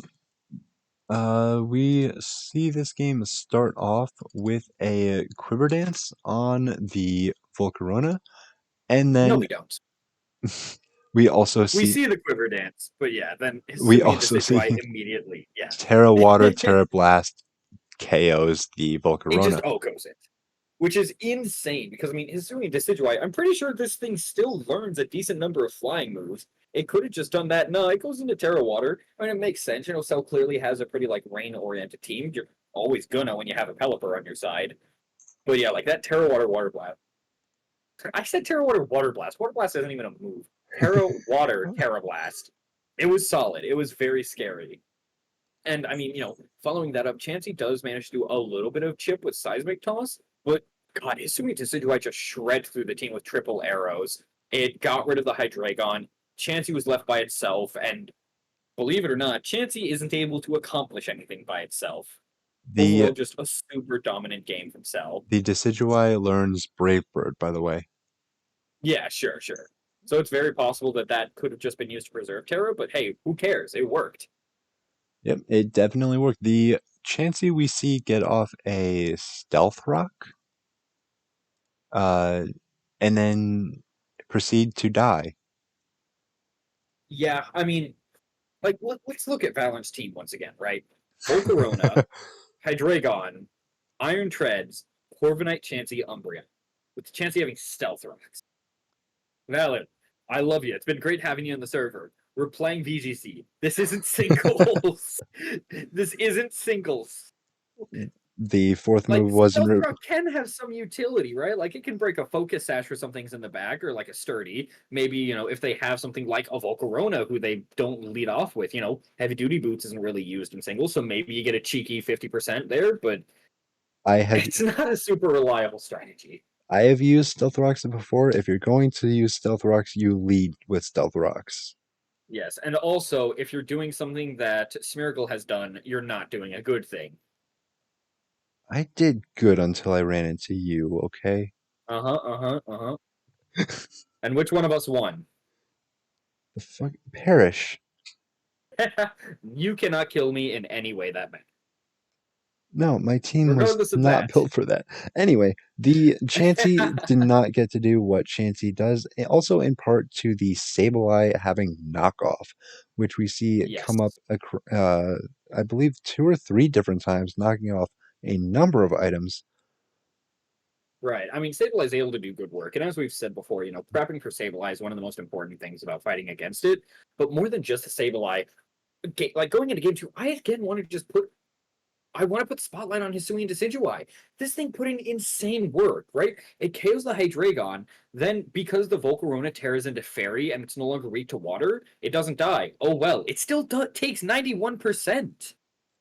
At this Like, point in yes, time, I believe Volcarona, rain was up as well, so it yeah, is Rain was rain up, boosted. It's still but that's still 91%. 91% against a neutral target. Like, Volcarona is able to get its Quiver Dance up because it lives, but I mean, Sableye's immediately able to just come Fake in out. and KO it with Fake Out. Yeah, exactly. And another thing I do want to mention is the Pelipper also just really solid. Like game 2, Solosis' team was just really homogenous. It was working well. The Sableye was good, the Sweet Decidueye was good, and Pelipper also put in a decent amount of work. It picked up a KO with Chilling Water. It was doing pretty solid damage to the Umbreon. And while said Umbreon tries to hang on, it just doesn't have any way of dealing damage. And with Regidrago coming in to put a stop to its stall, Solosis was able to take the set in a pretty quick and clean 2-0 fashion. Yep, this Umbreon did have Wish and Protect, and it definitely did try. However, Yeah, there was just too much coming from Cell, and yeah, the exactly. paralysis from Thunder on Regieleki, it didn't do a lot of damage. It did, I believe, 30%. Unfortunately, it did get the paralysis, which paralysis on Umbreon, which was trying to Wish and Protect every turn. Not only could it not get an offensive move out, even not even anything like a Snarl to slow down Cell, it just couldn't move. It couldn't Exactly. heal, it couldn't stop anything, it just couldn't. Yeah. I mean, hey, I will say, Valorant's team would probably be really terrifying here if there was one less Pokemon on the field. But with the format we play, it definitely has its weaknesses. Valorant is by no means out of it. They are, unfortunately, 0 wins, 4 losses at the halfway point. But hey, by all means, it's not impossible to make playoffs. And even then, because you are 4-0, or not 4, sorry, you are 0-4, you at the very least are able to play people who have similar records, right? Like maybe they've just not been playing super well, maybe they're new to the series, maybe they just didn't get a draft. At the very least, some bones do get to be thrown. At the same time, Cell made very aggressive reads this set. Oh, I agree. Some made a lot of plays that had they not worked out the way they did, it's possible that I would have, been telling them off a bit, but things just ended up working out, all things considered. Yep. But yes, as was said, Um, the Dublin Doublades do win in a 2-0 fashion, which brings us to the next set. We have the Nottingham Nickets versus Giddy Goomies. Nottingham Nickets being coached by Mario Fan himself, and the Giddy Goomies by Fro. Mhm. Mario fans of bringing Colossal, Raichu, Urshifu, Murkrow, Salamence, and Rotom Mo. Yep, and on the other side, we do have the Giddy Gumis bringing Lilligant, Thunderous Incarnate, Oricorio Bailey, that's the fire one, uh, Mimikyu, Quaquaval, and Toxapex. And right off the bat, one thing I do want to note, Mario Fan, they had a bit of a talk in the server after last week, and essentially the big thing that was said is just the fact that they need to not rely on their gimmicks as much. They have a really strong roster and it has some really good core strengths, but because they were relying so much on these fringe strategies, they weren't able to get a lot off. But this week, we really saw them take that advice to heart and just play some good Pokemon. Like right off the bat, they get a great read. They switch the Urshifu out of danger and they get a Dragon Dance up on the Salamence, which puts on a ton of pressure. Yep, and then immediately after that, the Salamence goes Terra Rock Rock Slide. Yeah, it just starts firing them off. It does about 90% to both Pex, to both of Fro's Pokemon before Pex goes for Wide Guard, which, I mean, it does do a good job at stalling MF, but unfortunately, Fro does get a bit greedy with double Quiver Dance. And because Murkrow is there, which has Quash, Mence was able to just outspeed and KO. From there, MF just cleans up. Their plan was solid. Things went well. And notably, the Salamence does pick up all 4 KOs in game one. So people may know this about me by now, but I am a singles player. I learned a lot more about Toxapex in this one match with Uh, with it learning moves like Wide Guard. I did not ever know it learned at any I point mean, in I'm time. pretty sure. I mean, do you know? Can you name a single move Toxapex has outside of like Toxic Spikes, Scald, Recover, Knockoff? Infestation. Of course, you'd know that one. Regardless, yeah, the Toxapex it did have a decent showing here, trying to go for the wide guard, but it's just not the wall that it is in singles, and it didn't have a great way of standing up to MF's team. And now going into game two, right off the bat, I will say things don't go quite as well for MF. The Pex does switch in to the Urshifu going for Surging Strikes, as well as a Salamence going for Dual Wing Beat. Notably, it switches into these and has Rocky Helmet. It does it Yeah. in simply switching it without even clicking a move. It does about half to Urshifu and about a third of Salamance's health. Like shit, good on Fro. That was a really good switch that panned out legitimately perfectly. I do want to question, I believe it was the turn right after that.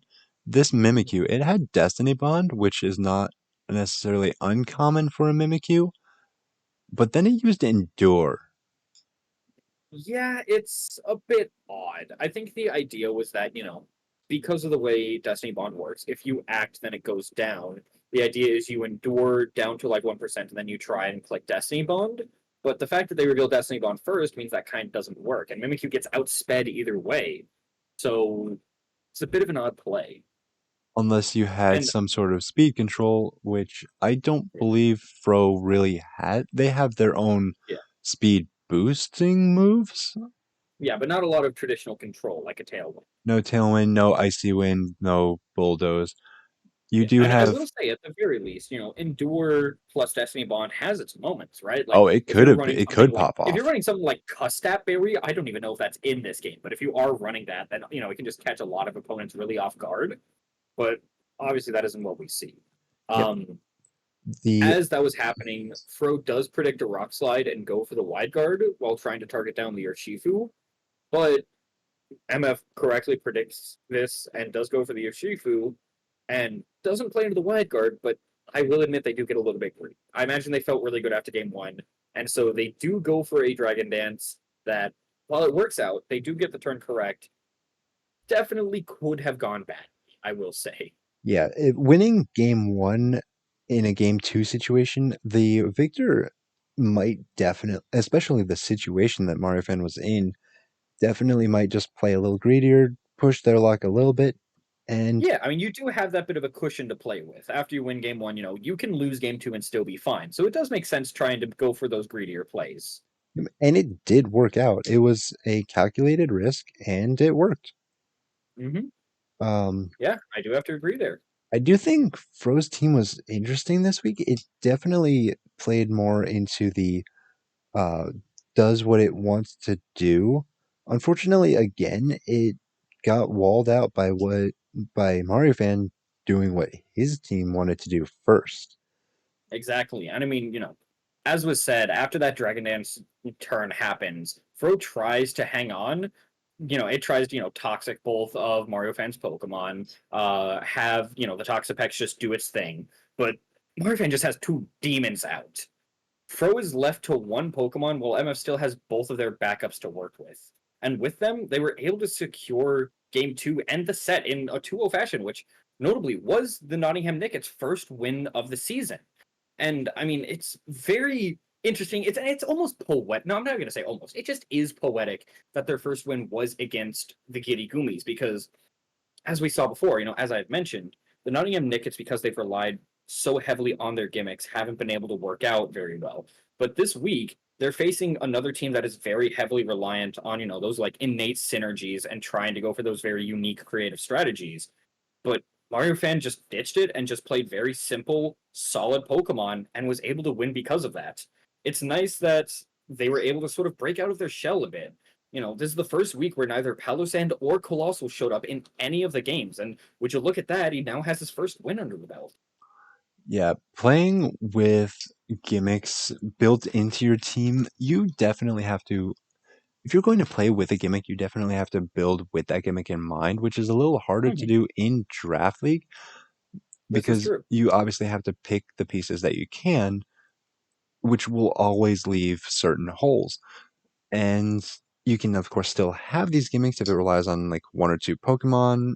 And then, um, so when it comes to Mario fans gimmicks, it's like surfing next to Colossal or it's surfing next to Palisand, which they're not bad. Relying on Mhm. them could be making those your entire team. That it just won't work because you're missing certain pieces that you physically cannot get when you Exactly. when you have them on the team as options. Like you do see that Raichu and Colossal are on this team. If it push came to shove, you could surf into Colossal, um, and it could work out very well. But you also he relied more on the Salamence Dragon Dancing, which is great. Relying on the Urshifu is great, and it just worked out. Fro, their team is like innately pretty good. Not going to lie, they could do Hmm. a lot with their dancer, with their chlorophyll, and all of that. They just haven't. I think they found the right team for it, but then they couldn't play it the right way. I mentioned last I week think I can get you there. Yeah. I mentioned last week leading with the Lilligants and going for sleep powders to try to buy those setup turns. We didn't see Lilligant until like two or three turns in, and then it tried to go for a quiver dance, having Yeah. not used a sleep powder or to try to set up another turn, or even using after you onto something. After you next to the Mimikyu could have been something that could happen after. After you Destiny Bond. Yeah, I mean, it's silly, but again, that's what makes gimmicks so good is the fact that you can't really predict them. but that's also Um, what Fro's team looks like it's supposed to. Obviously, not that exact combination, but it's supposed to buy. You're supposed to use the Lilligants definitely way more aggressively to try to buy you turns because you're trying to set up with Quiver Dances. You're trying to set up with Aqua Steps. The Toxapex, it did what it was supposed to do. It did that pretty well with the wide guards. Mario Fan did play into the wide guards a number of times, especially in game one. But once he stopped doing that, you didn't. Fro did not do enough with their free turns to really justify bringing what they brought. They didn't bring a game plan, really. They tried to build a team, and then they didn't adapt in any situation. Yeah, I agree genuinely. Like overall, the team just it looked like it was trying to go for one specific thing, and the issue is that if that one specific thing doesn't work, it's kind of shit out of luck. And that's really just what we saw. Mario Fan was willing to just play simple offense and just punch a hole through Fro, and with that, Fro just wasn't able to stand up to them. Rose team does look like it has a number of things that it can do. Oh, It's it definitely can. Don't get me wrong. It's just the like you said, the way they've been playing it has been they're not being not in aggressive a yeah, not it's not that they've been playing it in a linear fashion or predictable fashion, but it's just they've been playing it in a way that tends to have a lot of counterplay. There's a lot of things you can do to stop them.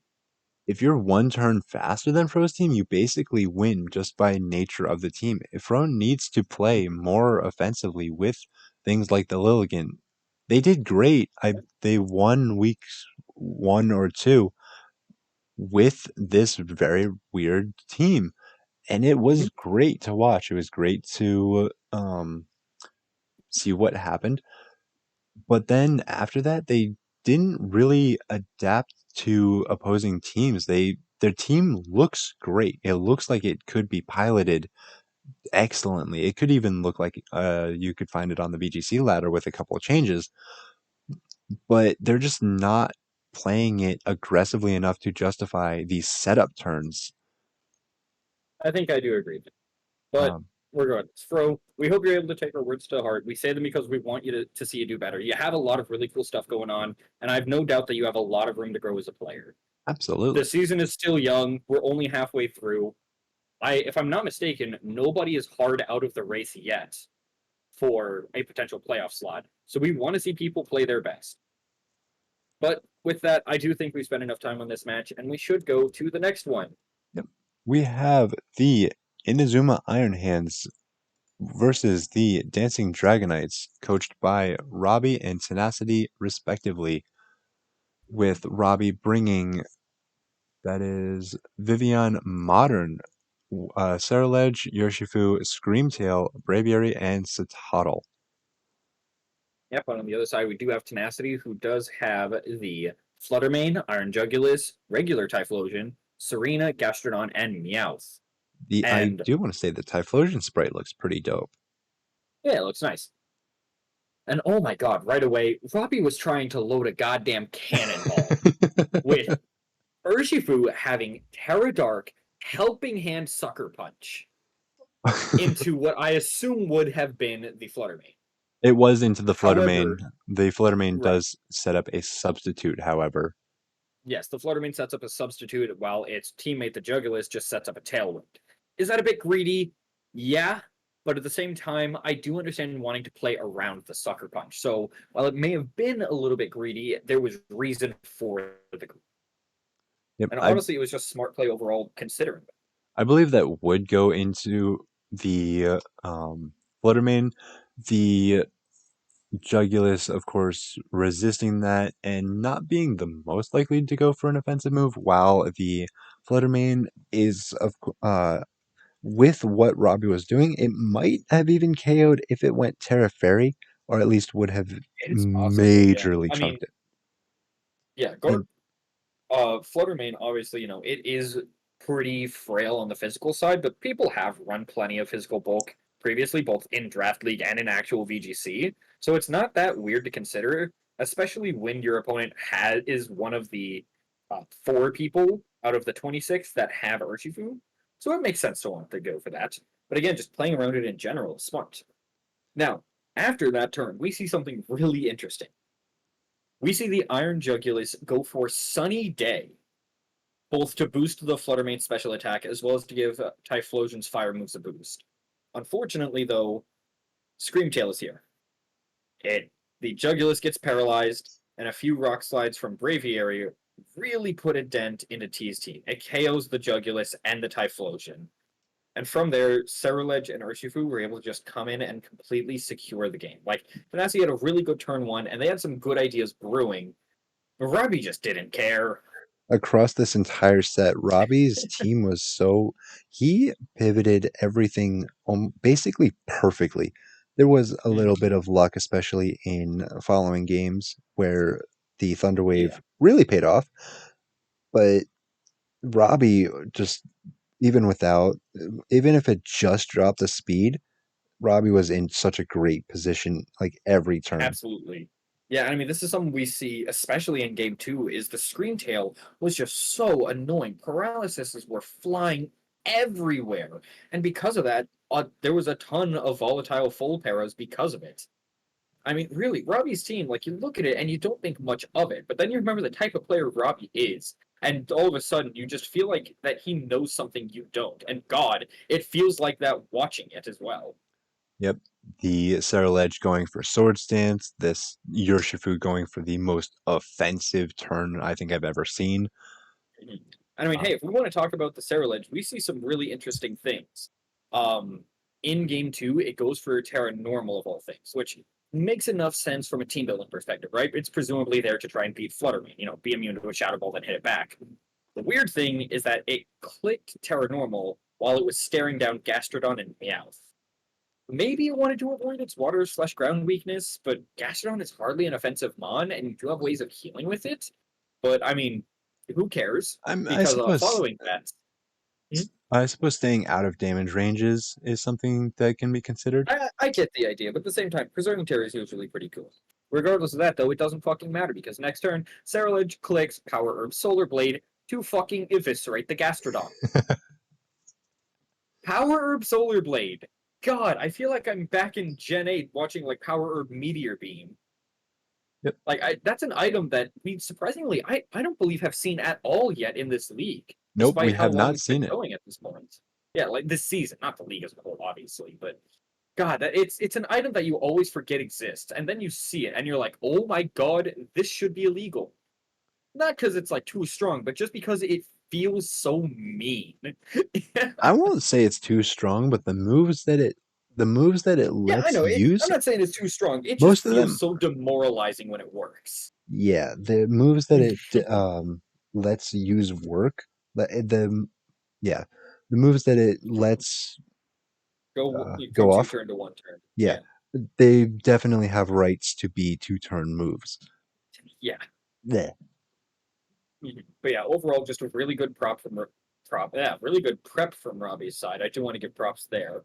And overall, similar to what we saw in game one, Braviary was kind of able to just clean up and secure the set. Like game one, it was more so a lead Pokemon that did a bunch of damage and poked holes through Tenacity's team. But game two, it was just able to completely clean up with all the paralysis flying around and things like the Cerulege just doing a bunch of damage. There wasn't a lot of answers left, and Robbie obviously did a very smart job thinking about which Pokemon he wanted to preserve.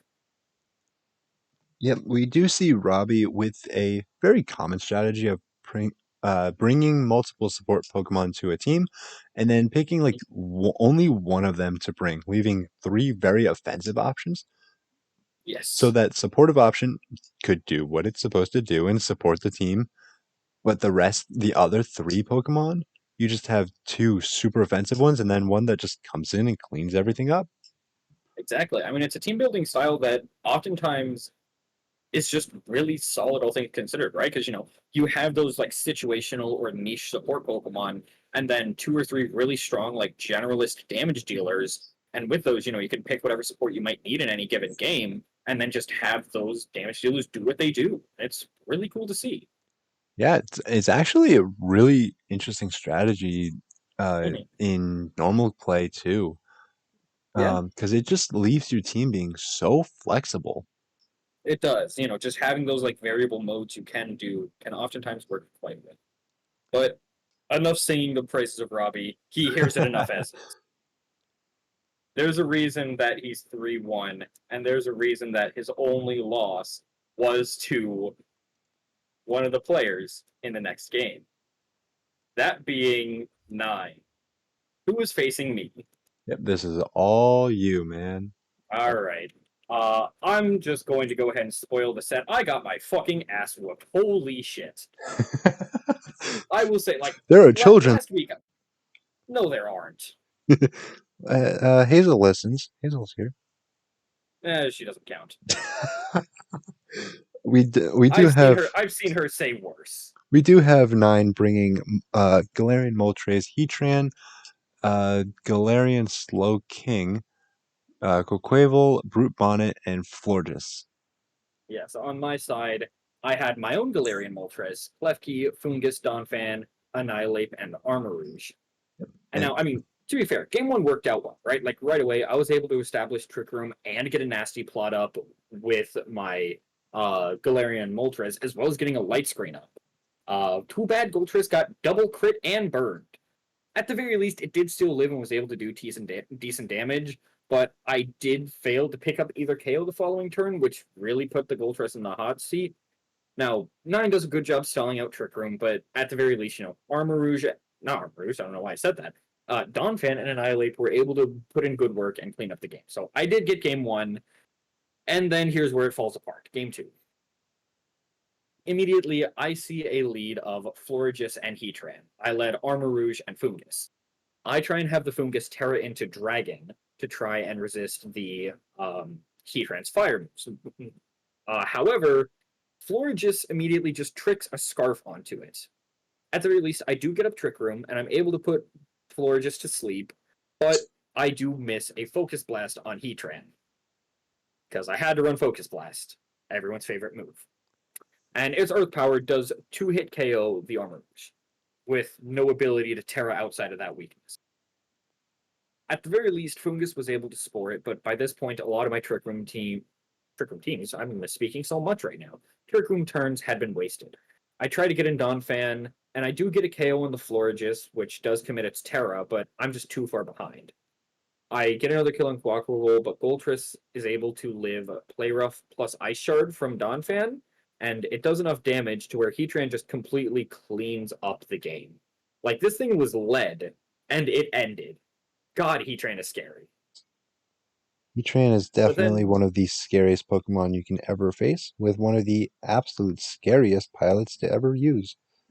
this is true. 9 is very solid. Um, and then game 3, which is a game I do not look back very fondly of. I pretty much threw this. Turn 1, I was actually shown the calc of this afterwards. I initially wasn't sure of it, but Quaquaval's Brave Bird Terrifying. always kill. Yeah, Quaquaval's, thank you, Terraflying Brave Bird always O-code Annihilate, even despite how much defense I had invested. Had I just simply clicked Reflect with my Klefki, I would have been in a great position, right? Like, I would have been able to KO either Florges or Quaquaval, and then, be able to just go from there, stack Rage Fist, all that fun stuff. However, I don't click Reflect. I just click Steel Beam into Florges, which does like 60%. It's fine, but it's nothing special. As well, following that, I have the Donphan Terra into Poison, but that works against me, as it doesn't matter that it had a water weakness as a ground type, because Ice Shard just KO'd the Terra Flying Quaquaval regardless, and because I was now weak to ground, Heatran's Earth Power just completely decimated. Had I not Terra'd, it's possible Donphan could have lived that and KO'd the Heatran, and from there, it's possible I may have had a chance to win. But the bad Terra and questionable turn 1 play from me genuinely just cost the set, and To, 9 was able to take the win. to note, I however, the turn that Lime is talking about using Reflect, this Quaquaval, it did crit its Brave It Bird. did crit, however, the crit did not matter. Even without a crit, it always KO'd with the Terraflying Brave Bird, So it would and have with the crit through the Reflect, screen. I mean, this is true, but regardless of the crit or not, it was still, I think, an objective misplay on my end. As, Fair. beyond that, just simply having the Reflect up could have definitely been useful in some scenarios. And just not sacrificing the health on the Klefki could have let it live and, maybe even just like click Light Screen the following turn instead of just going for a second Steel Beam, which accomplished pretty much nothing. I think I definitely got I was on too much of a high horse after this thing clicked Steel Beam into the Chen Pao and didn't work. It was a bad play, and I will admit that. But I will say, regardless of my own play not being the best, I do still want to say that 9 played super well. And I don't want to say that I lost solely because I played bad. In retrospect, I do see a lot that I wish I would have done differently. But I mean, hey, to Everyone have only sees lost, stuff they could have done. yeah, exactly. To have only lost one set this season, and that set to being the arguable, if not outright, best player in the league, I take it. I'm more than okay with it. 9 is one of the two players who is currently 4-0. And hey, Robbie, I'm cool joining you in the 3-1 club having only lost to 9. I'm perfectly fine sitting there. I'm never going to be upset about being in that club. Yep. And that brings us to our last game. And the reason this episode comes out a little late, with events happening this past weekend, some of our players were a little later getting their matches out. Or in the case of the Golden Gummies versus Shanghai Shedinjas, and the Saucy Spidops versus the Southampton Smugleafs. These are the teams that decided their match via forfeit.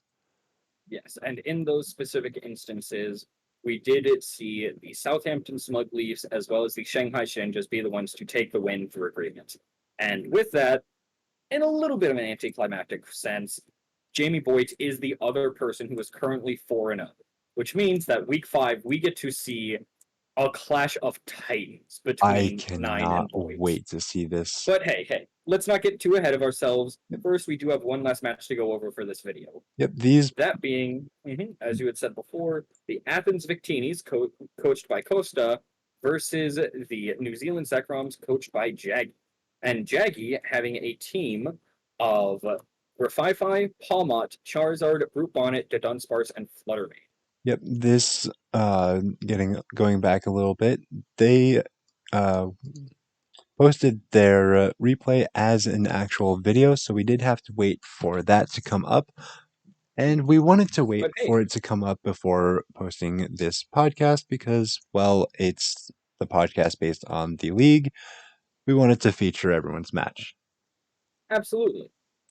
Uh, And I mean, hey, speaking of that, if you did want to go back and watch it, Reckless Trico did also have a video for their match, that being the first one that we had talked of the night. And hey, I mean, it's definitely a fun watch. There's definitely some very cool insight that you're not going to see here, yep, partially because we don't want to steal the thunder, partially because, again, it's just a fun watch. and it will be linked in the description underneath this video. hmm Going And back, if it isn't, take a shot, because this isn't the first time that Smeargle has forgotten to link something. I've linked everything since week 3 perfectly fine. Yeah, since week 3. Anyways, going Because back to this match. Costa is bringing the Vivian, Morgrim, Annihilate, Mudsdale, Girafarig, and Azumarill. Mhm. And Yep. the fact that these are in the actual cartridge aside, these games went pretty long. Yes. Game one especially. I mean, let's get into it. Turn one. We immediately see two very defensive Terras. Annihilate goes for Terra Fire to resist Fluttermane's fairy moves as well as being neutral to Ghost. Meanwhile, the Bonnet goes Terra Ghost, which makes it both immune to Annihilate Fighting Stab and also actually makes it resistant to Vivillon's Bug Stab, which otherwise would be 4 times effective. So while it does risk, being weak to Rage Fist from Annihilate, it's a pretty smart Terra, all things considered. Yep. And due to the fact that this is a video, I can see that the Vivian is Choice Scarf, which is a very interesting Yes. choice into this team. And But hey, at the same time, it does have some merit. We do see it be able to just, fire off those struggle bugs, just to, reduce the firepower on Jaggy's side. And it's a pretty solid idea, all things considered.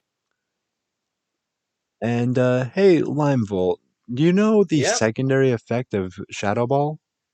Oh, yeah, it has a chance to drop your special defense. Do you Why know bring it what up? do you know what Annihilate's ability Defiant does? Oh, well, of course I do. I have an Islip on my team. It gives you a +2 attack boost whenever you receive a stat drop. Oh, The no. This Fluttermane launches a Shadow Ball into the now Terra-fired Annihilate, giving it And a gives it a free special swim stance.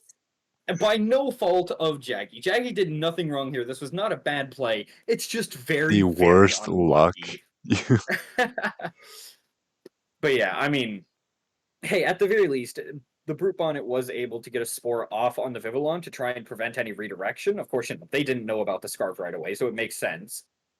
Yep. And Jaggy does try and take control of the match with, despite Fluttermane dying, they're at least able to get Palma out, and they're able to fake out and spore into the ape. But this ape, it's not going to sleep. Not because it has vital spirit, because it's holding a lumberry and it cures the spore, which immediately puts Costa firmly into the driver's seat. Oh, it wasn't running both abilities? I mean, hey, I would have loved to do that when I was facing him against the Saucy Spidops. God, Whoopers is still in my nightmares. Yeah, we'll be hearing that one in the finals.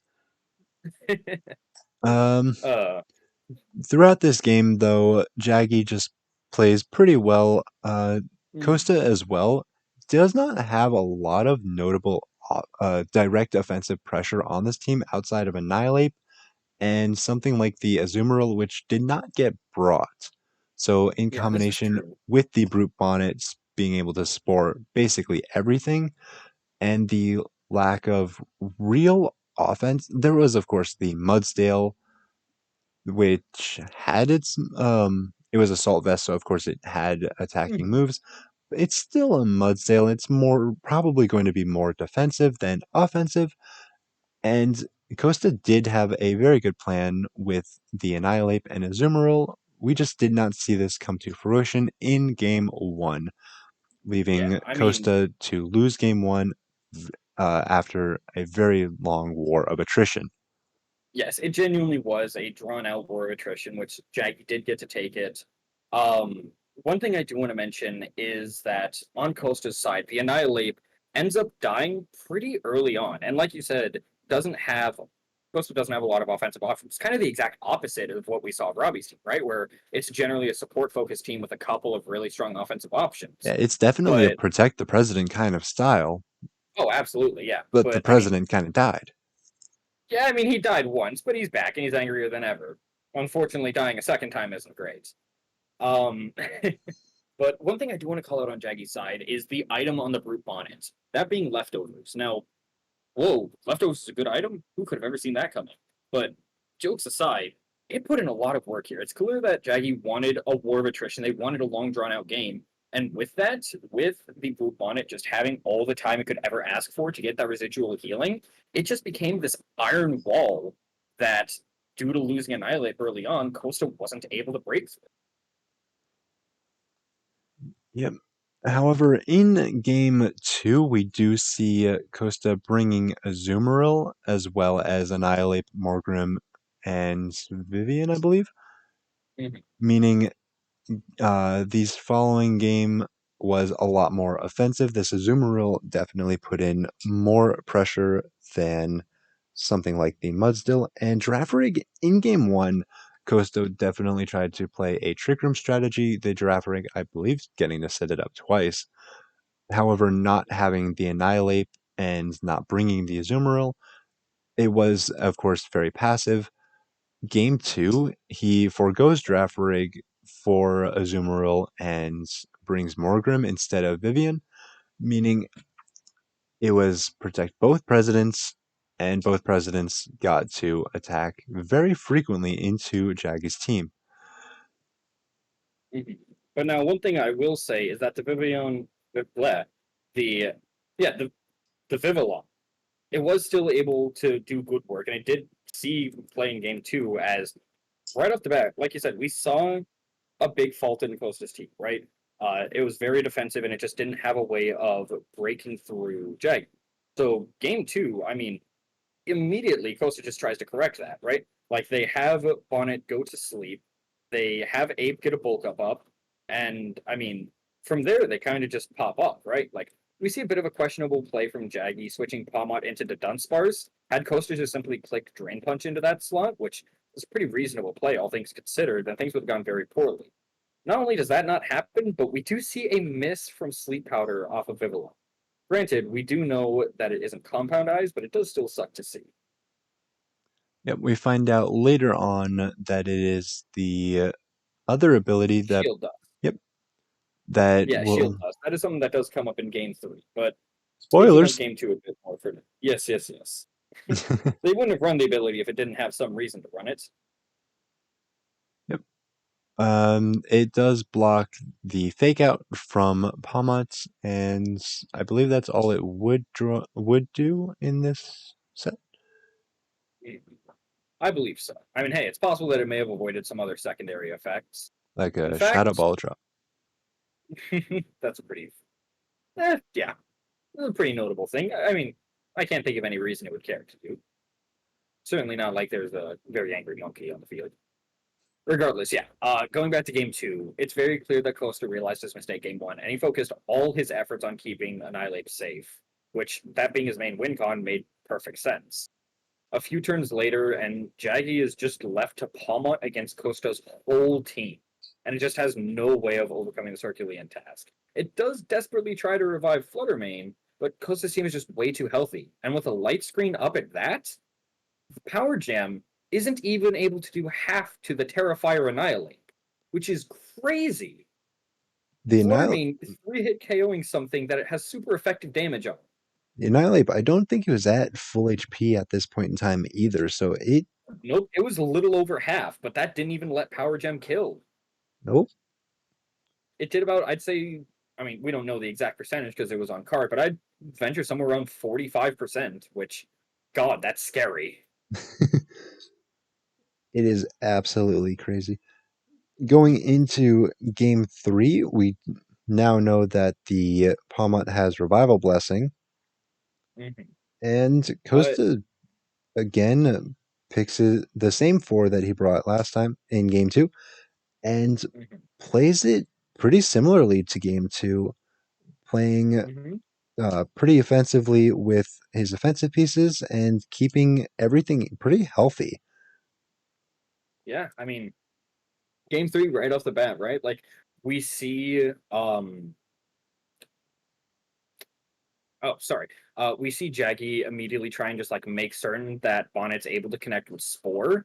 However, it's a bit of an odd play as, you know, we saw Lumberry in game one. And when you're firing off a Spore into an Annihilate that has Lumberry, you gotta question how viable it is, right? Like, sure, you burn the Lumberry, you can Spore it next time, but you have to question if there is gonna be a next time.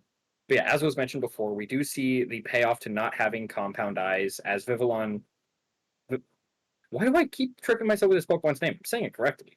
It is able to prevent the fake out flinch from happening. Um, and Costa is able to put both of Jaggy's Mon to sleep as the Brute Bonnet tears into Ghost again. From there, Annihilate clicks Bulk Up twice, and the game immediately feels completely out of reach for Jaggy. Yep. And then to solidify this, the Palmot goes for another Revival Blessing to bring back the Fluttermane? No, the Brute Bonnets. Yeah, the Brute Bonnet that was already confirmed to get two shot. Bring it back at 50%, and really nothing mattered there, right? Like, the Annihilate is faster, the Raytrist is a confirmed kill. Genuinely, this Annihilate was just a raid boss the entire time, and as everything just played out perfectly for Costa. Costa It was a didn't even. valiant effort from Jaggy, but we just saw how potent they could be in game one. But in cruel irony, game three ends with them being the one unable to break their opponent, as Annihilate just one by one carves through their entire team. Notably, the Annihilate taking 5 total kills in one game, thanks to the Revival Blessing.